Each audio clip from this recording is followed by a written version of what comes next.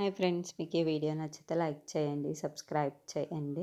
కావ్య, రాజు వాళ్ళు ఆఫీస్ నుండి ఇంటికి వస్తూ ఉంటారు. ఇంతలో అక్కడున్న ధాన్యలక్ష్మి, రారా నీకోసమే ఎదురు చూస్తున్నాను, నీతో కాస్త మాట్లాడాలి అని చెప్పేసి అంటుంది. ఆ మాటలు వినగానే అక్కడున్న కావ్య ఏం మాట్లాడాలి అని చెప్పేసి అడుగుతూ ఉంటుంది. అక్కడున్న రుద్రాని మాత్రం మా కార్డ్స్ని బ్లాక్ చేసావా అని చెప్పేసి అడుగుతుంది. ఆ మాటలు వినగానే అక్కడున్న రాజు ఒక్కసారిగా షాక్ అయిపోతూ ఉంటాడు. ఇంతలో అక్కడున్న కావ్య మాత్రం అవును, బ్లాక్ చేశాను. మీరు ఎలాగో విచ్చలవిడిగా ఖర్చు పెడుతూ ఉంటే అలా చూస్తూ నేను ఎలా ఊరుకోగలను?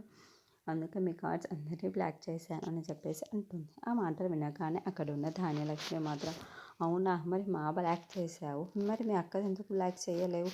పైగా మీ అక్కకి డైమండ్ నెక్లెస్ కూడా కొనిచ్చావు కదా నువ్వు అని చెప్పేసి అంటుంది. ఆ మాటలు వినగానే అక్కడున్న కావ్య అయితే ఒక్కసారిగా షాక్ అయిపోతూ ఉంటుంది. నేను ఎప్పుడు మా అక్కకి డైమండ్ నెక్లెస్ కొనిచ్చాను అని చెప్పేసి అంటూ ఉంటుంది. ఇంతలో అక్కడున్న రాజు మాత్రం ఏంటి కావ్య ఇలా చేస్తుంది అని చెప్పేసి అనుకుంటూ ఉంటాడు. ఇంతలో అక్కడున్న ధాన్యలక్ష్మి మాత్రం ఏంటి ఏం మాట్లాడుతున్నావు, నువ్వే కదా కొనిచ్చాను, స్వయంగా మీ అక్కే కదా చెప్తుంది అని చెప్పేసి అంటూ ఉంటుంది. మీకు అత్తింటి వాళ్ళు ఒకటి, పుట్టింటి వాళ్ళు ఒకటి కదా, మా అందరిది బ్లాక్ చేసేసి మీ అక్కది మాత్రమే చాలా సేఫ్గా ఉంచుకున్నావు కదా అని చెప్పేసి అంటుంది. ఆ మాటలకి అక్కడున్న రాజు మాత్రం ధాన్యలక్ష్మి మాటలు వింటూ ఉండిపోతాడు. ఇంతలో అక్కడికి స్వప్న వస్తూ ఉంటుంది.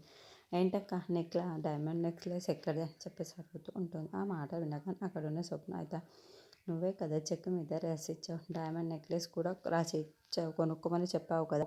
అందరూ ఒక్కసారిగా షాక్ అయిపోతూ ఉంటారు. ఆ అపరంతి అయితే కావ్య ఏంటి ఇలా మాట్లాడుతుంది, ఇలా చేస్తుంది ఏంటి అని చెప్పేసి అనుకుంటూ ఉంటుంది. అక్కడ కావ్య మాత్రం నేను మీద ఇదంతా చేసి నా మీద పడ్డ ఏంటి అనుకుంటూ ఉండిపోతుంది.